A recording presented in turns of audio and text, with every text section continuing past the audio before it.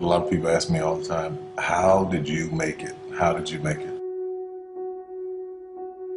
In my life, there have been lots of doors that closed. There I was homeless, there I was struggling, there I was hungry, trying to get this play off the ground. And I knew I had an idea. I knew I had something special. I knew I had something different.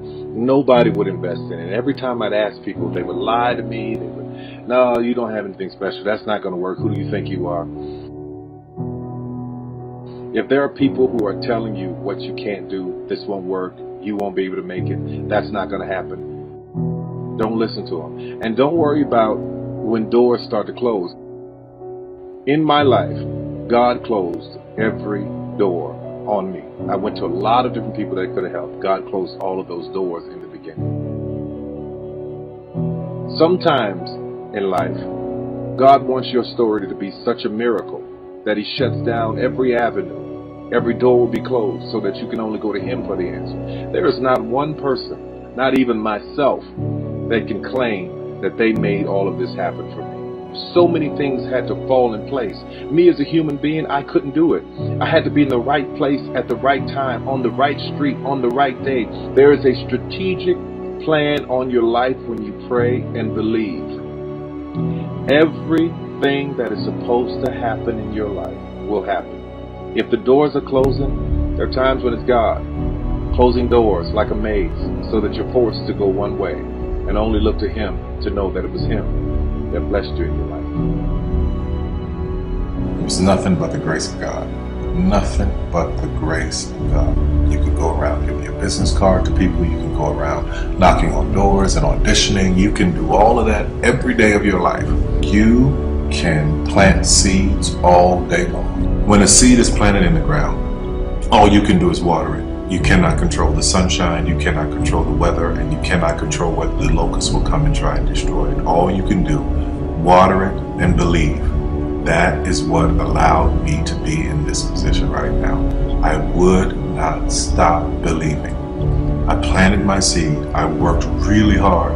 My only idea, my only focus was to do my one play. And I knew if I could get that to work, everything else would come to pass.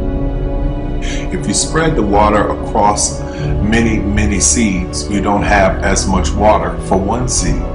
So focus on one thing, make it your priority, and stick with it no matter what. No matter how many people told me no, no matter how many people lied to me, no matter how many times I put the show up and nobody came. When I did my very first show, I worked my butt off and saved $12,000 tax returns. Thought that 1,200 people would come over a weekend and 30 showed up, and I knew every one of them. That was in 1992.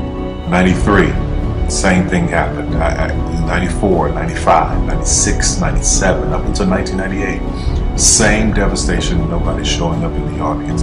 But I didn't stop. That didn't deter me.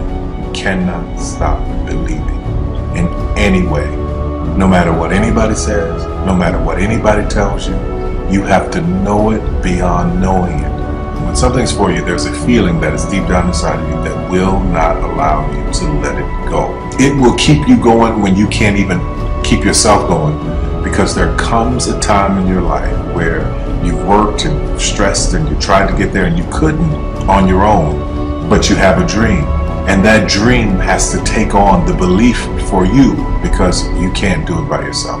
Don't stop. Narrow your focus to one idea, one, and make it work. That will give birth to all the others. All you can do is plant the seed and water it. God Himself has to give the increase. Only God can make the sunshine. Only God can bring the rain. But if you've planted the seed, then you've done your part. Anything you want is possible